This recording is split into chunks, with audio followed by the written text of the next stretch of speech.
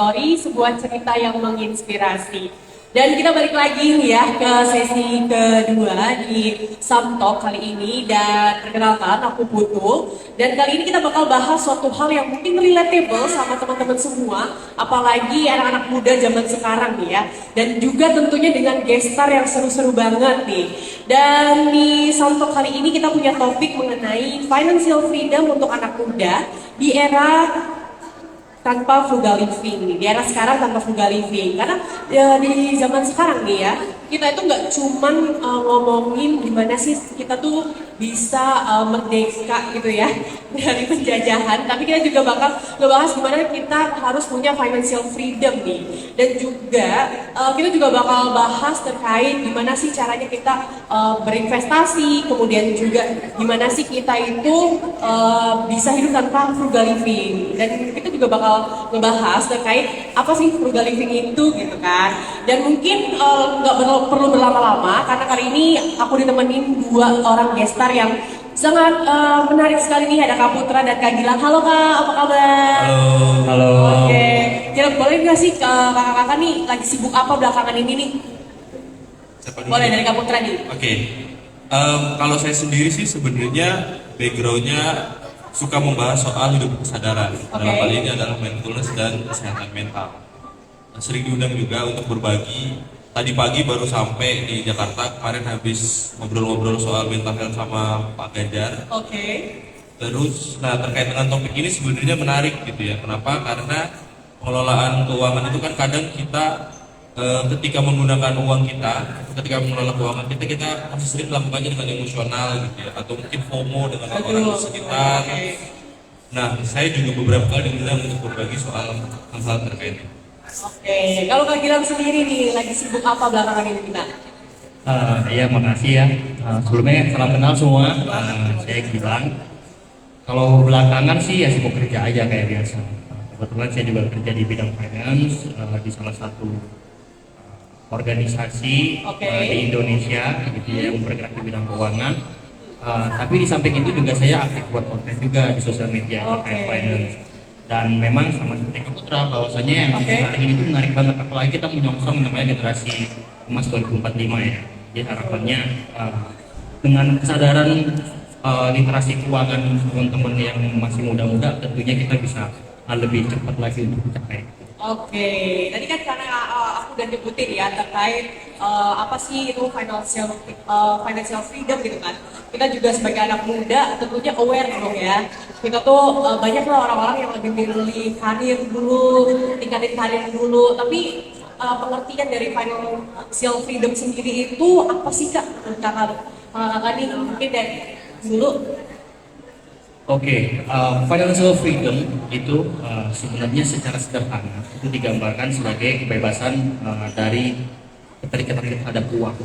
Dalam arti bukan berarti kita apa-apa nggak pakai uang ya, tapi kita tidak menggantungkan diri lagi terhadap uang tersebut. Dalam arti gini, kita nggak perlu melakukan sesuatu untuk mendapatkan uang, untuk kita bisa punya uang, simpelnya gitu. Jadi jika kita sudah financial freedom, berarti aset kita yang bergerak untuk membiayai kita, untuk bisa membiayai kita ke depan sana. Kalau saya sih sebenarnya seperti itu. Oke, kalau dari Kak Putra sendiri nih, financial freedom menurut Kak Putra itu apa sih? Ya, sebelum menjawab itu saya sebenarnya pengen menyapa buat yang hadir pada sore hari ini. Kabarnya teman-teman bagaimana sore hari ini? Baik. Baik ya. Kalau teman-teman sendiri punya nggak patokan financial freedom? Kira-kira saya bebas secara finansial itu patokannya apa? Ada nggak patokannya? Misalnya jumlah uang atau usia atau apa? Ada? Atau belum memikirkan? Belum memikirkan ya? Banyak yang belum nih ya. Oke. Nah, sebenarnya membahas soal financial freedom itu hal yang menarik karena isu financial freedom sendiri itu banyak dibahasnya sebenarnya milenial dan mulai Gen Z gitu ya. Karena generasi-generasi yang lebih senior mereka bahkan mungkin tidak familiar dengan istilah financial freedom. Mereka berpikirnya ya sudah saya kerja aja terus sampai tua gitu ya, terus kemudian berharap dapat pesangon atau dapat pensiun gitu kan. Nah, semakin kesini karena literasi keuangan jadi semakin baik, akhirnya keluarlah istilah financial freedom. secara bahasa sendiri financial freedom kan artinya kita terbebas secara keuangan atau mandiri secara keuangan. Betul. Nah, kadang kita banyak fokusnya di keuangannya, gitu, bukan di kata bebasnya. Saya pribadi sebenarnya kalau diminta untuk mendefinisikan financial freedom, saya cukup fleksibel gitu ya, karena tidak ada definisi yang pasti dan setiap orang punya definisi financial freedomnya masing-masing gitu. Salah satu yang paling terkenal dan saya juga cukup menerapkan itu misalnya 4% rules gitu ya. Mungkin Kak Gilang juga familiar dengan itu ya. Jadi kita punya target uang tertentu, dari target uang tertentu itu kita masukkan ke investasi gitu ya, either itu obligasi, reksadana atau apapun itu. Kemudian imbal hasilnya atau 4% dari keuntungannya itu setahun bisa menghidupi kita. Oke. Gitu. Nah, bisa pakai teori itu atau bisa juga pakai ketika kita sebenarnya di momen saat ini kita bekerja juga kita suka aktivitas kita happy dengan apa yang kita lakukan, terus kemudian pengeluaran kita pun juga dengan pendapatan masih sebanding, bahkan kita bisa menabungnya, sebenarnya pelan-pelan kita sudah berproses menuju financial freedom tanpa perlu kita patok terlalu jauh ke depan. Karena pada akhirnya buat apa kita mematok sesuatu yang terlalu jauh ke depan tapi sebenarnya kita sendiri nggak happy gitu atau menderita menjalani aktivitas kita dalam keseharian. Oke, berarti kalau dari jawaban kakak berdua nih ya, financial freedom itu tuh sangat penting banget ya, apalagi untuk anak-anak muda zaman sekarang gitu. Tapi seberapa penting sih financial freedom itu untuk anak-anak muda sekarang terapin gitu? Karena kan banyak anak-anak muda yang kadang kurang aware sama masalah finansialnya sendiri, dan mungkin seperti tadi Kak Putra bilang gitu kan, banyak orang yang kerja aja tanpa mikirin kayak ini loh kita tuh harus punya ini punya itu gitu kan. Mungkin nggak ada yang di planningkan gitu kan. Berarti kayak seberapa penting gitu menurut kakak-kakak berdua nih ya, kalau anak muda itu mulai memikirkan mengenai financial freedom di sejak dini. Mungkin boleh dari Kak Putra? Ya, kalau menurutmu penting nggak? Menurutku penting sih. Penting, kenapa penting? Penting karena ya agar nantinya tuh kita nggak salah gimana ya, pas masa tuanya kita nggak bergantung, mungkin ibaratnya bergantung sama anak gitu kan, atau mungkin juga nggak bergantung sama gaji kita sendiri gitu. Mungkin kalau dari aku sih itu sih. Iya. Ada patokannya nggak? Nggak ada sih. Nggak ada. Jumlah angka tertentu misalnya atau harus Oke. apa gitu? Kalau dari aku sendiri tuh masih belum mematok ya, karena masih belum tahu akan ke depannya seperti apa gitu. Kalau aku seperti itu Pak. Ya. Penting nggak penting sebenarnya balik lagi ke diri kita masing-masing. Cuman kalau kita perhatikan bersama, biasanya yang sudah mulai menganggap financial freedom itu penting kalau pendapatan hariannya itu sudah lebih dari pengeluaran bulanannya gitu. Oke. Kalau pengeluaran bulanannya masih mepet, biasanya masih jauh tuh memikirkan financial freedom karena tugas utamanya adalah pengeluarannya, penghasilannya harus bisa mencukupi pengeluarannya dulu, dia harus mendapat penghasilannya dulu gitu kan. Nah, soal penting gak penting balik lagi ke tujuannya apa? Yang paling umum kalau untuk di sandwich generation gitu ya, misalnya generasi sekarang kan dia harus membiayai diri sendiri, keluarga, dan bahkan mungkin orang tua gitu ya, atau mungkin adiknya dan lain sebagainya. Nah, dengan memahami itu kan mereka sebenarnya bisa belajar kalau oke, di masa tua saya nggak pengen seperti itu. Saya pengennya ketika saya sudah tidak bisa bekerja, ada sumber keuangan yang secara pasif dalam tanda kutip tetap membantu kita. Ada yang seperti itu. Ada juga mungkin yang tujuannya, ya saya cuma pengen kerja sampai usia 40 atau 45, habis itu saya pengen traveling keliling dunia, atau saya pengen lakuin hobi saya gitu. Nah, tujuan seperti itu juga penting juga, itu juga termasuk dalam financial freedom. Atau ada juga yang sebenarnya, ya saya sampai mati pengen terus ada di profesi saya karena saya suka gitu. Saya salah satu contoh itu.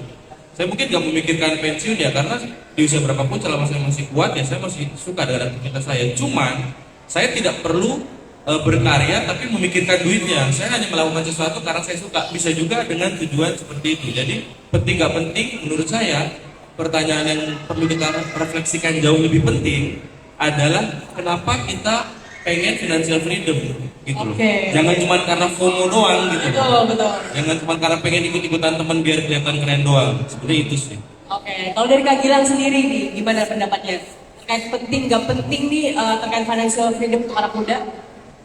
Sebenarnya kita kalau dipikir-pikir ya, mungkin teman-teman di sini juga ngerasain gitu bahwasanya muncul istilah sandwich generation dan lain-lain itu kan memang di generasi kita, dimana memang kebetulan generasi kita inilah banyaknya yang mengalami kasus-kasus menjadi sandwich generation. Nah, sebenarnya dengan kata-kata sandwich generation aja itu sudah bisa menggambarkan bahwasanya seberapa pentingnya financial freedom buat kita semua. Kalau memang teman-teman nggak mau terjebak, anak-anaknya terjebak dengan sandwich generation, maka financial freedom akan menjadi penting untuk masa pensiun kita nanti. Nah, sekarang dikembalikan lagi ke teman-teman. Mungkin tadi juga sudah kata Kak Putra, bahwasanya tujuan financial freedom itu ada banyak. Financial freedom itu adalah sebuah kondisi gitu ya, tapi tujuan apa sih sebenarnya yang kita inginkan dari financial freedom itu banyak gitu. Tadi misalnya kita pengen pensiun lebih muda, atau mungkin kita pengen nggak membebani anak-anak kita nanti. Itu yang menjadi poin utama yang teman-teman harus temukan dalam diri teman-teman. Misalnya nih, teman-teman bukan sandwich generation sekarang. Teman-teman adalah orang yang berkecukupan, orang tua nggak pernah kekurangan untuk memberikan kita. Tapi mungkin teman-teman nanti nggak akan terpikir bahwasanya teman-teman ada loh potensi menjadikan anak teman-teman sandwich generation kalau teman-teman tidak mengatur keuangan sejak dini. Yang menjadi penting adalah financial freedom itu literasinya menurut saya perlu. Siapapun itu perlu punya literasi bagaimana cara kita bisa mencapai financial freedom. Tapi apakah dilakukannya dari sekarang atau mungkin nanti setelah teman-teman memiliki penghasilan yang cukup, atau mungkin dari teman-teman di saat sudah punya anak atau mungkin sudah berkeluarga dan lain-lain, itu dikembalikan ke masing-masing seperti itu. Oke, nah kalau itu dari pendapat kakak-kakak nih ya, karena kan tadi kita udah membahas mengenai apa sih financial freedom itu sendiri, tapi kita belum bahas terkait gimana sih cara kita mencapai financial freedom itu. Karena mungkin teman-teman sendiri gitu kan, banyak yang masih kebingungan gitu kan, untuk gimana sih caranya biar kita tuh mencapai financial freedom gitu kan, dan mungkin apa sih gitu kan cara-cara dan juga gimana kita nentuin anggaran. Kalau tadi kan Kak Putra sempat tanya, udah nggak nentuin goalsnya berapa gitu. Nah itu gimana sih kita harus nentuin goalsnya gitu kan, berapa, dan biar tetap efektif gitu untuk mengelola keuangan sendiri. Mungkin dari Kak Gilang dulu. Sebenarnya tadi pertanyaan ini gitu ya, mungkin sudah dibahas sedikit sama Kak Putra, ada namanya 4% rules dan lain-lain. Bahwasanya sebenarnya banyak teori di luar sana terkait bagaimana kita bisa menentukan goals kita dalam mencapai financial freedom. Misalnya teman-teman tadi pakai 4% rules, teman-teman istilahnya menabung sampai tabungan teman-teman itu 4%-nya itu mencukupi kebutuhan teman-teman dalam setahun, istilahnya seperti itu. Tapi yang mungkin menjadi berbeda dari teori ini adalah inflasi dan hal-hal lain itu tidak selalu di bawah 4%, misalnya gitu, 5%, 6%, dan lain-lain. Sehingga memang perjalanan kita mencapai financial freedom itu adalah proses belajar. Proses belajar yang sangat panjang. Maka daripada itu, tadi saya tekankan tuh bahwasanya kita memang harus belajar gitu. Literasi itu harus terus diasah, dilatih, dan memang waktu paling tepat untuk memulai pembelajaran itu adalah dari sekarang. Source-nya apa? Source-nya banyak banget teman-teman. Kalau misalnya teman-teman search di YouTube ataupun di Instagram, salah satunya mungkin Instagram saya gitu ya.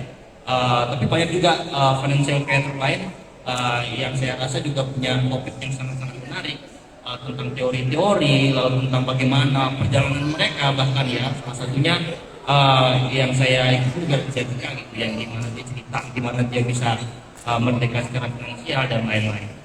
Dan yang teman-teman mungkin lupakan, kadang-kadang mereka terlalu memasang target tabungan.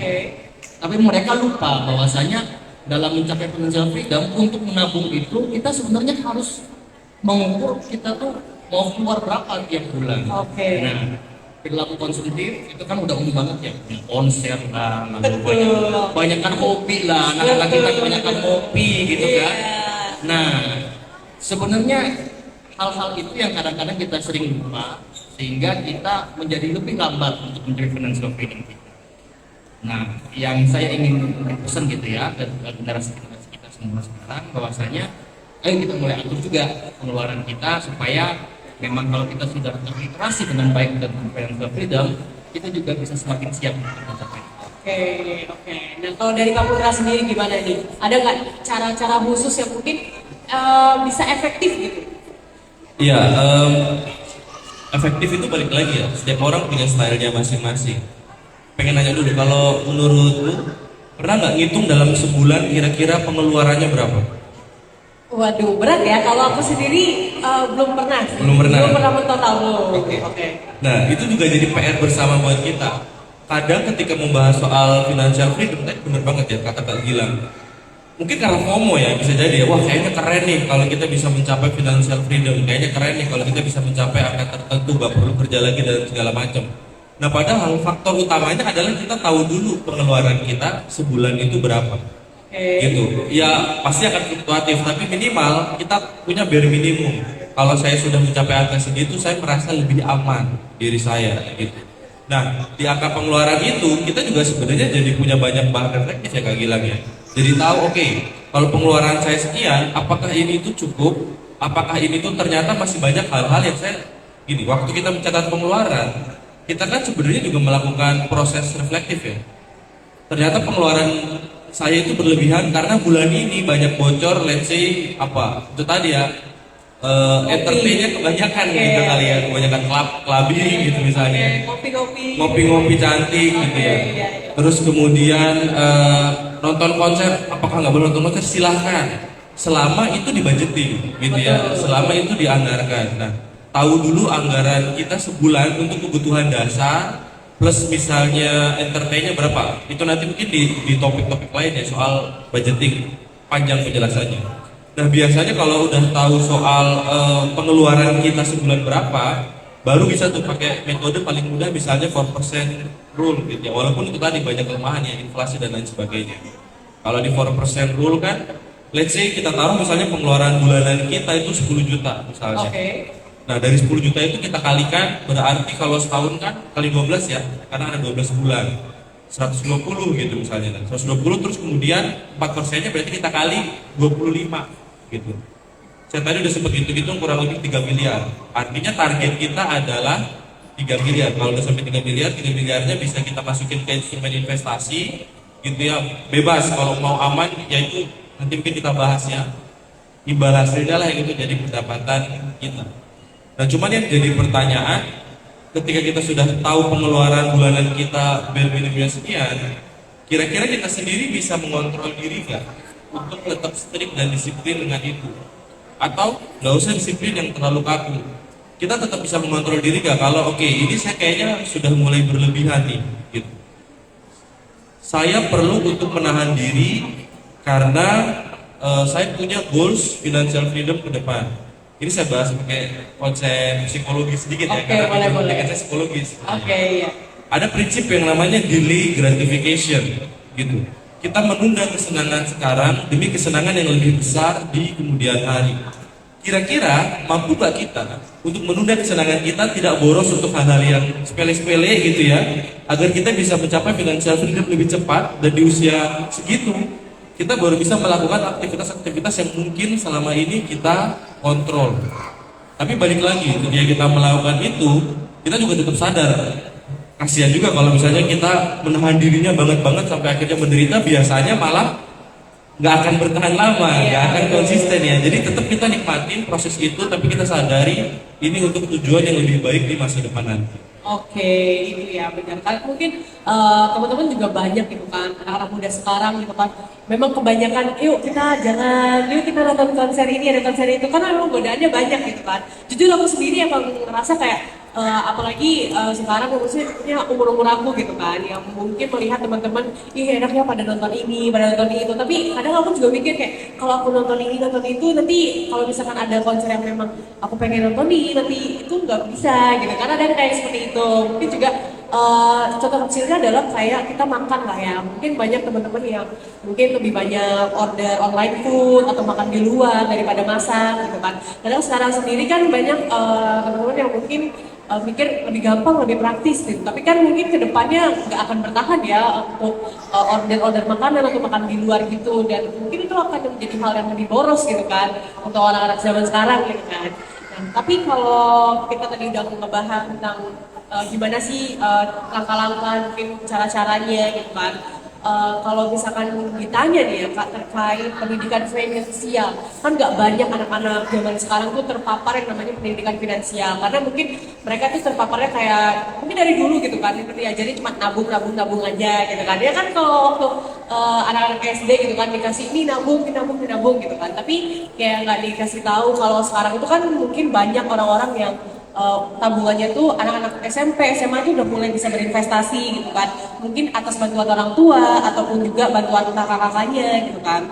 Nah, kalau menurut kakak-kakak sendiri, seberapa penting sih pendidikan finansial itu untuk mencapai financial freedom nih tentunya untuk anak-anak yang sekarang ingin belajar terkait financial freedom itu sendiri, apalagi banyak platform-platform yang mungkin bisa digunain. Nah, kira-kira apa sih gitu kan rekomendasi-rekomendasi terkait platform yang bisa digunain gitu. Mungkin dari Kak Putra boleh? Ya, kalau kamu udah mulai berinvestasi atau masih nabung? Kalau sekarang sih pakai kalau kalau berinvestasi sih aku bilangnya itu kayak menabung ya jadinya. Cuman kan apa ya, masih bingung sih bilangnya itu menabung atau investasi gitu. Tapi emang itu investasi bentuknya. Oke, gini, pertama kita harus sadar dulu kalau kita taruh di bank pada umumnya itu menabung, Oke, gitu ya. oke. Nah, terus kita pikir Kak itu investasi, kan ada bunganya kan sangat kecil, Betul. gitu ya. Dan saya pernah hitung untuk bank umum itu bunganya baru lebih gede daripada apa kewajibannya. Itu kalau nggak salah kalau uang kita itu udah di atas 30-40 juta baru lebih gede, itu pun lebih gedenya masih di bawah 1%. Sementara inflasi kita setiap tahun itu dulu 10% ya, sekarang kayaknya lebih tinggi lagi ya Kak Gilang ya. Ya rata-rata sekitar 10% ya. Oke. Nah, ya berarti kalau kita nabung, kita sebenarnya rugi. Kalau kita diemin selama setahun, 2 tahun, 3 tahun. Jadi menabung itu bukan untuk investasi. Nah, investasi itu adalah ketika kita menabung, terus kemudian ada returnnya mungkin bisa 7 sampai bahkan di atas 10%. Yang itu bisa kita jadikan passive income atau kita masukin lagi ke investasi itu. Istilahnya apa? Compound interest ya. Hasilnya kita masukin lagi supaya dia bisa bergulung lagi gitu ya, supaya bisa berputar lagi gitu. Nah, so itu yang jadi pertanyaan dulu, apakah kita sudah mulai melakukan prinsip investasi atau belum? Nah, itu yang pertama. Yang kedua, banyak orang yang terburu-buru berinvestasi hanya FOMO, balik lagi ya, hanya cari apa yang lagi ngehits gitu. Padahal menurut saya pribadi, prinsip investasi yang paling penting itu adalah prinsip investasi kepala kita, edukasi kita dulu gitu. Nah, saya itu mulai investasi kurang lebih dari tahun 2016. Nah, sebelum saya mulai investasi di 2016, sebelum saya masuk dari tahun 2014-2015, saya itu sudah ngulik informasi mengenai investasi dulu, mengenai saham, reksadana, obligasi dan berbagai instrumen-instrumen lainnya, dan saya pilih yang sesuai dengan karakteristik saya, risikonya sesuai, keuntungan imbal hasilnya sesuai dan lain sebagainya. Nah, yang menjadi masalah di zaman sekarang, terutama Gen Z, itu banyak yang asal rame aja, yang paling terkenal apa kripto misalnya, atau Bitcoin ya. Nanti ini Gilang nih, yang orang finansial lebih teknis bisa menjelaskan juga ya. Kripto itu kan high risk ya, sangat bahkan, dan ada bahkan beberapa yang arahnya malah justru kalau kita nggak ini malah jadi ponzi ya, skema ponzi. Nah, harus hati-hati, hanya karena FOMO, hanya karena diangkat-angkat influencer gitu-gitu ya, terus akhirnya ikut itu dan lain sebagainya. So hati-hati. Bagi saya pribadi, kalau teman-teman belum mulai berinvestasi, baru mulai menabung, edukasi dulu, belajar dulu. Lewat apa? Di Instagram udah banyak banget. Bisa follow Kak Gilang misalnya, gitu, saya promosiin kan akunnya.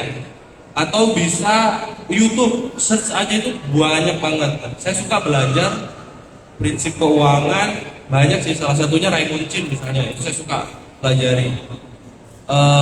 Buku-buku gitu ya, buku-buku.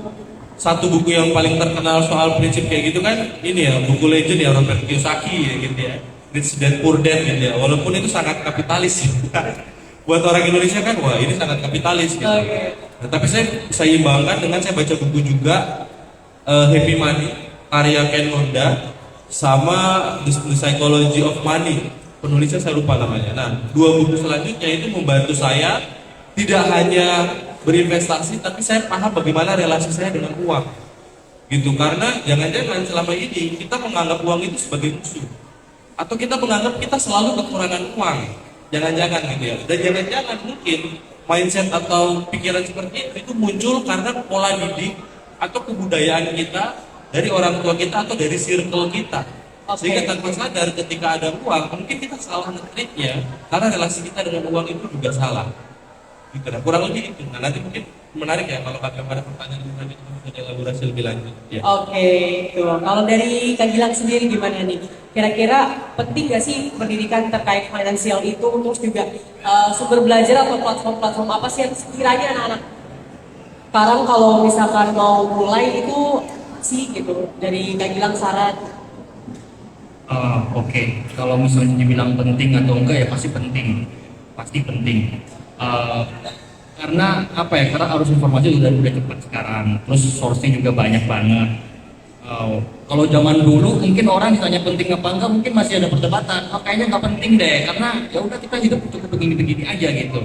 Sedangkan kalau sekarang gitu ya, kalau masa sekarang, menurut saya sendiri tekanan hidup itu jauh lebih besar. Kita nggak bisa mengandalkan uang itu hanya dari penghasilan, kadang-kadang seperti itu. Kita juga harus punya side penghasilan sampingan gitu ya. Dan salah satunya adalah dengan investasi.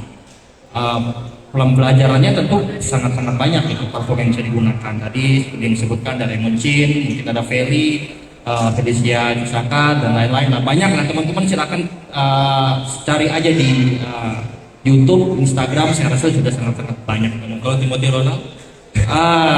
Berat ya, berat ya. Kalau kebetulan saya nggak ngikutin Timothy Ronald. Oke. Saya nggak video-videonya nggak saya tonton. Tapi juga tadi menarik apa yang dibilang sama Kak Putra bahwasanya sekarang banyak yang FOMO. FOMO itu teman-teman takutan ketinggalan gitu ya. Dan itu memang dari awal karena mindsetnya nggak benar. Mindsetnya nggak benar karena apa? Oh, saya ingin financial freedom di umur 30, saya ingin punya Lamborghini dan lain-lain. Itu udah berat. Iya, boleh. Dua atau satu? Itu udah mindset. Dan memperbaiki mindset itu harus dikeplak dulu sama kenyataan biasanya.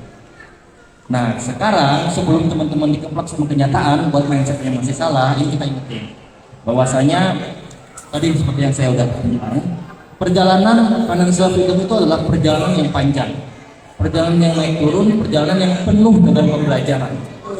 Kita sebagai manusia itu di dunia ini tugasnya kan belajar. Baik teman-teman belajar di bidang yang teman-teman tekuni, apalagi untuk bidang kehidupan, salah satunya tentang finansial. Jadi pembelajaran itu haruslah secara bertahap. Jangan tiba-tiba terjun ke kripto tanpa tahu apa-apa tentang pengelolaan keuangan. Jadi teman-teman full mengeluarkan duitnya kalau di kripto tiba-tiba blur hilang semua. Betul. Itu banyak banget kejadian, banyak orang yang curhat sama aku. Jadi perbekali teman-teman dengan senjatanya dulu, yaitu ilmu pengetahuan. Karena ketika kita terjun di dunia finansial, di market gitu ya, kalau kita bahasanya di pasar uang, itu adalah selayak-layaknya hutan rimba, teman-teman. Banyak orang jahat, banyak juga orang baik yang membantuin. Banyak grup-grup misalnya ya, kalau teman-teman tahu misalnya ada grup-grup investasi dan lain-lain, ada yang jahat, ada juga yang baik. Mologi Ya, mologi gitu ya. Kadang ada yang memang hobinya ngepom-pom doang, tapi tiba-tiba teman-teman ketika sudah turun dia bilang ini masih bisa, padahal dia udah exit dan lain-lain. Itu kalau bahasa Indonesia kayak gitu. Jadi kalau menurut aku jangan ngikut orang. Investasi itu adalah keputusan teman-teman. Mindsetnya itu dulu. Nah sekarang kalau kita tanya investasinya di mana? Investasinya di mana itu kembali lagi ke teman-teman masing-masing. Yang paling penting adalah teman-teman mengetahui secara risiko teman-teman ada di mana. Apakah pertama teman-teman harus tahu apakah penghasilan teman-teman sudah tetap atau belum. Yang pertama. Yang kedua kebutuhannya seperti apa? Apakah ada anak? Apakah ada istri? Apakah ada orang tua yang harus dibiayai? Itu juga teman-teman harus tahu. Karena dua hal ini menjadi penting ketika teman-teman untuk menentukan investasi teman-teman.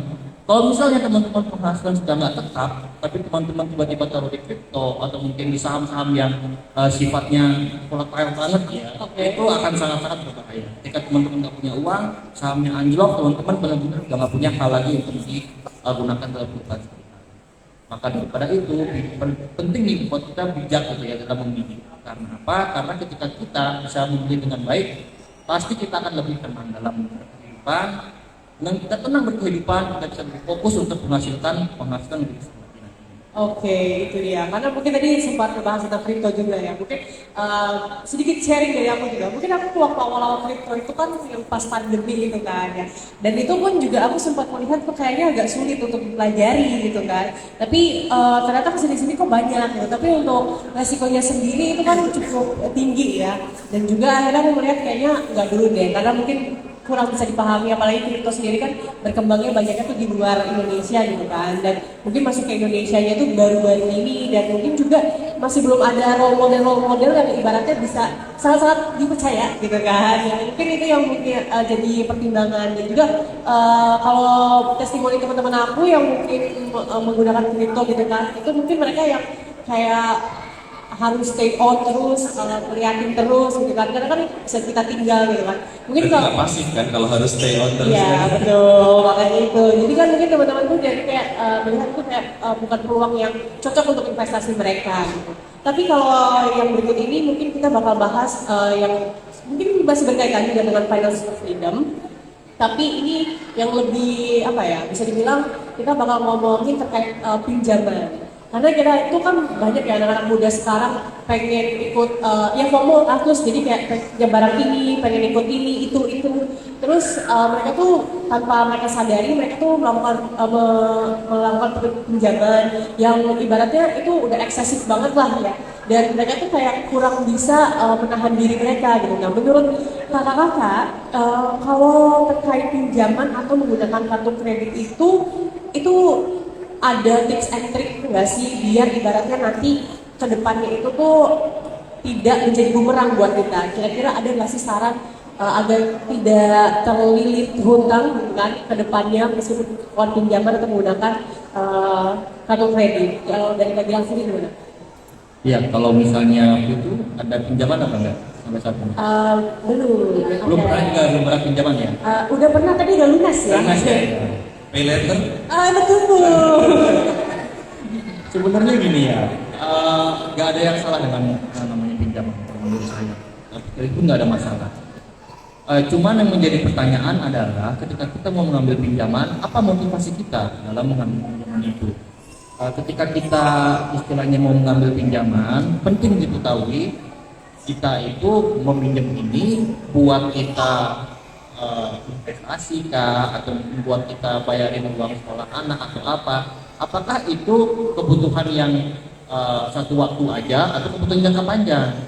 Jangan sampai itu adalah kebutuhan jangka panjang gitu ya, yang setiap bulan akan keluar terus, tapi teman-teman pada akhirnya malah jadi gali lubang untuk beli bank. Itu yang paling penting pertama.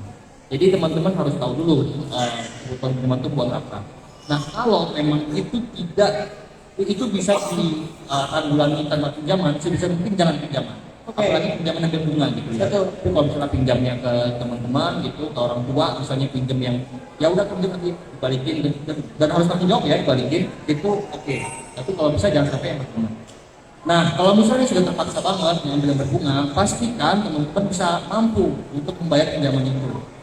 Caranya dengan apa? Paling simpelnya adalah teman-teman teori keuangannya ini juga digunakan di berbagai kayak analis gitu ya. 30% dari penghasilan teman-teman setiap bulannya itu adalah maksimal pagu untuk cicilan yang harus teman-teman bayarkan.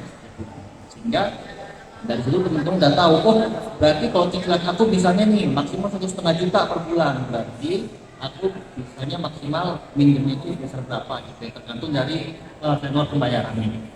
Sehingga hal-hal ini bisa menjadi boundaries untuk teman-teman dalam gagal bayar.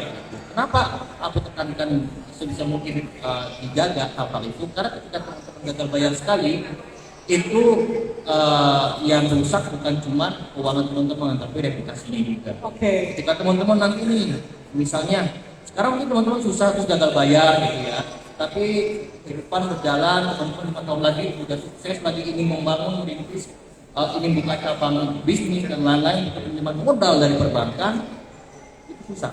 Oke. Karena udah secara ini sudah BI checking gitu, BI checking atau slip OJK-nya itu nilainya sudah menjadi berkurang. dibandingkan dengan teman-teman tidak ada. Maka daripada itu perlu dipahami bahwasanya kita meminjam itu berarti bertanggung jawab. Aku sih. Oke, kalau dari kamu sendiri gimana nih? Iya, prinsipnya sama ya. Pinjaman itu nggak ada yang salah. Cuma kan kita membahasnya untuk kita tujuannya mencapai financial freedom ya. Nah kan sebenarnya ada pinjaman yang produktif gitu. Pinjaman yang produktif itu kalau kita minjam uang, terus kemudian uangnya kita putar bisa dengan bisnis kita, bisa dengan aktivitas kita dan apapun itu, dan keuntungannya bisa membayar utang plus kita dapat keuntungan. Gitu nah. Masalahnya kan sekarang orang sering melakukan pinjaman malah jadi beban gini. Teman-teman sadar dulu nggak atau tahu nggak membedakan aset dan beban? Itu dulu deh. Nah kalau menurut teman-teman mobil itu aset atau beban? Kalau menurut aku sih itu beban ya, dan dibayarkan kan. Oke. Bagiku tergantung. Dengan kita punya mobil misalnya, terus produktivitas kita jadi makin baik, kerja kita jadi makin lancar, dan kemudian keuntungan yang kita dapatkan dengan punya mobil bisa membayar utang bahkan kita untung, itu akan jadi aset. Oke. Tetapi sebenarnya kalau pakai teori konvensional itu adalah beban. Oke, betul. Gitu. Kenapa? Karena harga jualnya tentu akan menurun satu, terus kemudian masih ada biaya maintenance dua, terus kalau kita pakai kredit angsuran kan ada bunganya tuh gede banget gitu ya. Makanya kalau teman-teman diiming-iming cukup dengan 5 juta bisa punya ini, itu makin besar bunganya dan mungkin bisa puluhan tahun baru itu. Nah bagi saya pribadi, tanyakan ke dalam diri, ketika kita punya sesuatu nih, let's say punya mobil yang bagus, itu untuk apa? Untuk menunjang produktivitas kita supaya kita bisa segera mencapai itu tadi ya, financial freedom, supaya kita bahagia, supaya kita nyaman, atau hanya untuk gengsi kita, hanya untuk pride kita, supaya dikira kita punya mobil nih, hanya untuk menunjukkan ke orang lain, gitu ya. Nah, karena kalau untuk menunjukkan ke orang lain, berarti sebenarnya kita beli mobil bukan untuk diri kita dong, tapi untuk orang lain, gitu kan. Nah, itu yang seringkali jadi masalah, gitu. Begitupun bahkan dengan ini ya, rumah ya, KPR dan lain sebagainya ya. Ada beberapa yang bilang rumah itu aset, gitu ya. Tapi di hitung-hitungan sekarang bisa jadi rumah itu beban. Gitu, makanya beberapa financial planner menyatakan kalau pendapatanmu belum banyak, fokus ke naikin pendapatan dan kontrak dulu aja bahkan, atau punya apartemen dulu aja gitu. Walaupun memang untuk budaya kita seolah-olah kalau punya rumah kan lebih tenang, lebih nyaman. Nggak apa-apa. Kalau kita lebih tenang, lebih nyaman, kerja jadi lebih baik, jadi lebih produktif, silahkan lakukan. Gitu ya. Itu prinsip utama. Jadi ketika kita melakukan pinjaman, coba kita pikirkan, saya kalau di pendekatan saya kan sebenarnya banyak bahas dari sisi kesehatan mental dan kesadarannya yang be mindful. Ketika kita mengeluarkan sesuatu, apakah itu akan menambah nilai kita, atau justru malah hanya untuk memuaskan orang lain tapi nilai kita tidak bertambah sama sekali. Karena kalau hanya untuk memuaskan atau gengsi supaya orang lain senang, dan itu terus-menerus kita lakukan, kita akan terjebak di pola-pola itu hingga akhirnya buru-buru mau financial freedom gitu. Bahkan mungkin pengeluaran kita akan jauh lebih besar daripada pendapatan kita. Nah, saya bilang ini bukan untuk orang yang pendapatannya kecil ya. Saya punya klien yang pendapatannya itu 3 digit. Oke. Tapi selalu kurang. Gitu. Nah, konselingnya konseling psikologi ya sebenarnya, bukan konseling keuangan gitu. Nah, tapi ketika ngobrol dengan dia, saya banyak menemukan ya orang ini butuh validasi orang lain, sehingga dia banyak membeli sesuatu atau membelanjakan uangnya untuk hal-hal yang tidak penting supaya diakui oleh orang lain. Nah, makanya bukan soal pendapatan lagi, pendapatan juga bahkan mungkin mau 1 miliar setiap hari, tapi kalau gaya hidup kita 2 miliar tiap hari gitu ya, misalnya mau ke luar kota harus naik private jet gitu misalnya, kecuali kalau gratifikasi beda cerita. Waduh, berat. Nah, kayak gitu ya, itu nggak akan ada ujungnya gitu ya. Nah, mungkin sedikit, mumpung saya ingat, ada satu konsep yang namanya hedonic treadmill gitu ya. Hedonic treadmill itu adalah konsep di mana manusia sebenarnya nggak pernah puas gitu ya. Waktu kita masih sekolah, mungkin kita merasa kalau saya punya motor saya bahagia. Begitu kita punya motor, wah bahagia, tapi mungkin senang sih, hanya 2-3 hari, wah kayaknya kalau saya punya mobil baru saya bahagia. Beli mobil senang seminggu 2 minggu, kayaknya kalau mobilnya merek ini baru saya jadi bahagia, orang jadi lebih menghormati saya. beli mobil itu, nggak ada ujungnya gitu ya. Bahkan mungkin udah punya private jet masih iri dengan private jet merek yang lain misalnya kayak gitu kan. Nah itu konsep hedonic treadmill, bahwa kesenangan manusia itu nggak ada ujungnya, bukan masalah di materi tapi masalah di kita. Saya sih suka bilang, seberapa penting rasa cukup buat kita, atau apa sih definisi cukup buat kita? Karena mau sebanyak apapun duit kita, kalau kita nggak pernah cukup, ya nggak akan susah kita mau bahas financial freedom. Iya, benar-benar. Ya, karena tadi balik lagi juga sih, karena mungkin ada beberapa yang aku bilang culture gitu kan. Mungkin bisa dibilang kalau misalkan tadi Kak Putra singgung gitu kan, menurut beberapa orang tuh kalau misalkan kontrak rumah, daripada kontrak rumah mending beli rumah gitu kan. Terus ada yang maksudnya kayak kontrak mungkin kayak kos-kosan gitu kan, daripada di kos-kosan mending kayak di apartemen gitu. Padahal kan balik lagi gitu kan ya ke kemampuan teman-teman itu seperti apa gitu kan, jangan dipaksakan gitu kan. Karena memang ya melihat dari banyaknya orang-orang yang mungkin sekarang juga main sosial media gitu kan, influence gitu sama role modelnya mereka gitu kan, kayak dia bisa punya ini, aku harus punya ini, Flexing lagi ya. Iya betul, flexing itu kan sulit gitu kan, apalagi anak-anak kecil zaman sekarang, anak muda juga kayak mungkin ada yang harus diturutin ini itu gitu kan, harus punya ini, temannya punya ini, kita harus punya itu gitu, yang sama atau mungkin yang lebih gitu kan. Mungkin dari situ juga membuat anak ini kayak kurang mengenal yang namanya ibaratnya financial freedom gitu kan, karena mereka dari kecil udah terpapar yang ibaratnya mereka tuh harus punya ini lebih. Kalau yang lagi viral sekarang itu kan ini ya, 100 juta pertama. Oke, betul. 100 juta pertama umur berapa? Atau umur 30 kamu udah punya aset berapa M? Tapi itu penting gak sih Kak kalau menurut kamu Kak?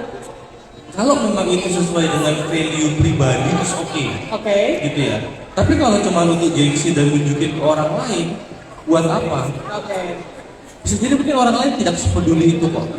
Iya, jadi kita itu berpikir dengan kita punya sesuatu, ke tempat sesuatu, memiliki sesuatu, terus update sosial media, kita pikir orang lain akan respect.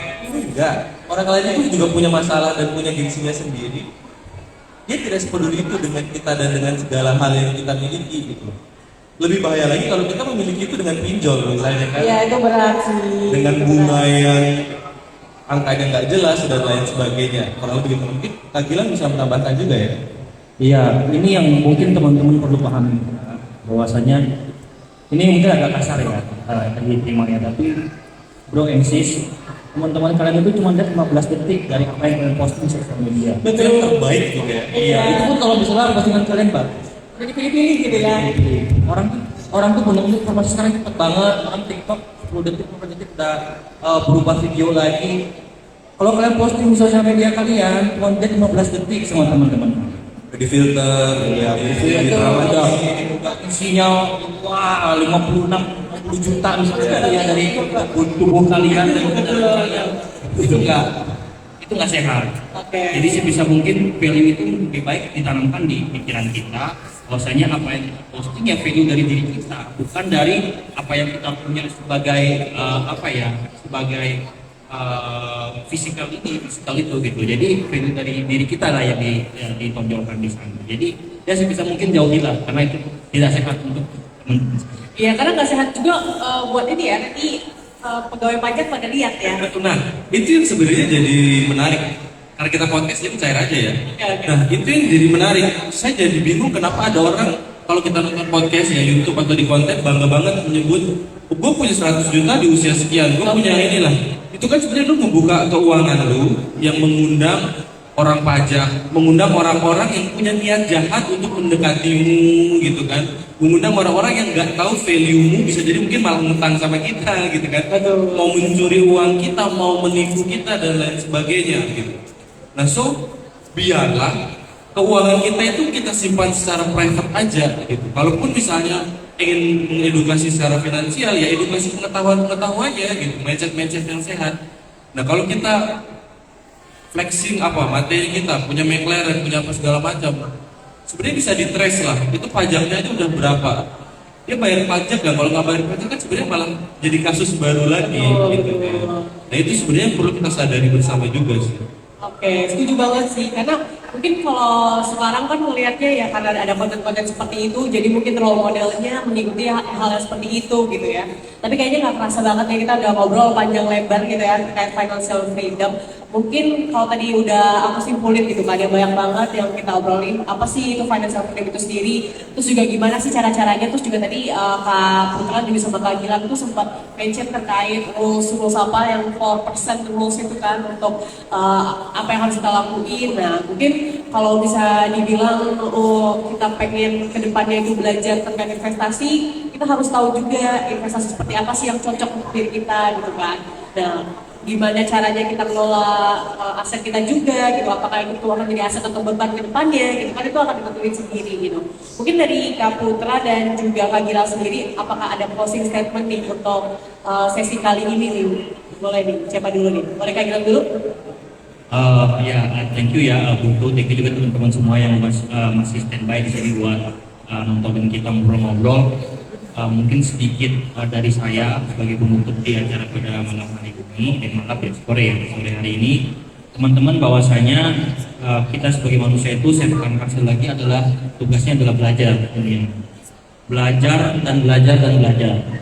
Apalagi tentang finansial yang kita sebenarnya mungkin anak-anak muda nggak tahu tuh finansial ke depan seperti apa, ekonomi akan jadi seperti apa, lalu kebutuhan kita akan jadi seperti apa ke depannya, itu kita mungkin nggak tahu. Tapi banyak orang di luar sana yang sudah tahu dan mereka sudah mengalami hal itu, sehingga akan sangat bijak bagi kita untuk bisa banyak belajar orang-orang itu. Dan sekarang beruntungnya kita adalah informasi itu sudah banyak-banyak tersebar di sosial media, baik itu di YouTube, Instagram, dan lain-lain. Jadi manfaatkan waktu kita untuk belajar. Jangan buru-buru mau ngambil itu aku ingin financial freedom umur 30, jangan buru-buru menetapkan target-target seperti itu. Pulin diri kalian dengan pembelajaran dulu, nanti pasti ketika kalian sudah paham, kalian bisa menentukan sendiri. Percayalah, kalian sudah paham kapasitas kalian, lalu sudah paham apa ilmunya, bagaimana caranya, kalian pasti bisa secara realistis menetapkan target, dan yang paling penting menjalani semuanya dengan menentukan. Mindful. Oke, kalau kamu kelas sendiri gimana nih? Iya, bagi saya sih pertama sebelum belajar financial freedom, pelajari dulu diri kita. Pelajari dulu ada nggak kebutuhan-kebutuhan ego-ego yang selama ini belum terpenuhi, yang pada akhirnya keluarnya dalam bentuk pengeluaran atau pengelolaan keuangan kita yang tidak sehat. Jangan-jangan bisa jadi mungkin selama ini pengeluaran kita itu berlebihan karena ada isu-isu di masa lalu yang belum terselesaikan terkait dengan keuangan. Pulihkan dulu itu. Setelah itu selesai, tugas yang kedua adalah hitung pengeluaran kita bulanan. Refleksikan juga apakah pengeluaran itu benar-benar sesuai dengan value kita atau masih banyak titik-titik bocor yang sebenarnya balik lagi. Ada isu-isu yang bisa kita selesaikan juga terkait dengan pengeluaran itu. Kalau sudah, pelan-pelan baru kemudian mulai belajar soal investasi, belajar soal bagaimana pengelolaan keuangan yang baik dan lain sebagainya. Nah, sebelum mulai terjun ke investasi, saran saya sebaiknya isi dulu kepala kita dengan pengetahuan yang tepat terkait pengelolaan keuangan dan instrumen investasi yang sesuai dengan kita. Kenapa? Karena kalau enggak, ada banyak banget jebakan-jebakan investasi yang enggak sesuai dengan profil kepribadian kita yang justru malah merugikan kita. Itu. Kemudian ketika sudah berani dan mulai menetapkan financial freedom, bagi saya pribadi patokannya bukan usia. Saya pengen di usia sekian bisa punya sekian, gitu ya. Ini saya personal, setiap orang mungkin punya ininya masing-masing. Kenapa saya seperti itu? Karena saya suka dengan apa yang saya lakukan. Jadi kalau misalnya di usia 70 tahun saya masih sehat dan masih diundang untuk sharing dan berbagi, saya akan lakukan. Gitu. Tetapi bagi saya pribadi, saya tetap punya target nominal tertentu untuk mencapai financial freedom. Kenapa? Agar ketika itu tercapai, tujuan kerja dan karya saya itu pure untuk berbuat kebaikan bagi lebih banyak orang, dan saya sendiri bisa bahagia karena melakukan hal itu, gitu kan? Itu yang seringkali mungkin orang nggak sadar ketika punya target, yang dipikirin apa? Hanya ambisi pribadi, hanya supaya nggak FOMO, hanya memuaskan ego. Kalau tujuannya hanya itu, silahkan dicoba. Saya yakin di proses mengejar financial freedom pasti akan menderita sendiri. Pasti nanti akan ketemu banyak lubang, kalau kata Kang Gilang tadi, dihajar masalah gitu ya, ditempelin kenyataan gitu ya, baru kemudian bisa belajar dan mengerti lebih jauh. Kurang lebih kayak gitu. Oke, Waduh, seru banget nih ya obrolan kita nih ya. Kalau kita bahas lagi tuh kayaknya kurang ya waktunya ya. Dan thank you banget buat Kak Putra dan Kak Gilang untuk waktunya dan juga sudah mau menjadi guest star hari ini di Samtalk ya. Dan semoga cerita dan pengalaman-pengalaman kakak nih ya, kakak berdua nih udah bisa menjadi bekal untuk teman-teman podcast Life Story. Dan kalau teman-teman nih ya, kalau masih ada pertanyaan kepada Kak Putra dan Kak Gilang, bisa banget nih ya kalian langsung cus aja ya ke sosial medianya kakak-kakak nih. Boleh disebutin dong Pak sosial medianya? Mungkin dari Kak Putra dulu, sosial medianya apa nih? Sosial media saya di @putrawiramuda gitu. Kalau teman-teman cek, saya banyak bahas sebenarnya di sosial media saya soal kesehatan mental dan mindfulness gitu. Tapi saya juga ada beberapa kelas, 3 kelas yang membahas soal mindful spending, pengeluaran yang mindful, juga bahas soal relationship with money, bagaimana hubungan kita dengan uang. Nah, teman-teman nanti bisa DM saya kalau yang pengen tahu kelas-kelas terkait dengan hal itu. Oke, kalau Kak Gilang sendiri nih sosial medianya apa nih? @putrawiramuda ya. Oh, oke. Kalau Kak Gilang di mana nih sosial medianya nih? Kalau aku ada di Instagram @gilang_sedayu, jadi teman-teman silakan. Kalau misalnya memang cuma kepo doang tentang keuangan gitu, bisa banget DM aku atau mungkin komen-komen di postingan aku. Kalau memang nggak pernah follow juga nggak apa-apa ya. Aku pure memang saat ini pengen tadi menyebarkan awareness terkait dengan finansial itu. Jadi kalau misalnya teman-teman merasa ada yang berguna di sosmed aku, silahkan gunakan. Kalau ada yang ingin ditanyakan, silahkan sampai DM itu. Oke, itu dia. Dan buat teman-teman yang ingin bekerja sama atau ada ide untuk konten podcast Sam Story selanjutnya nih, teman-teman bisa banget hit us up on Instagram @podcast_samstory dan juga bisa melalui email kita di podcastsamstory@gmail.com. Terima kasih buat teman-teman yang sudah mendengarkan podcast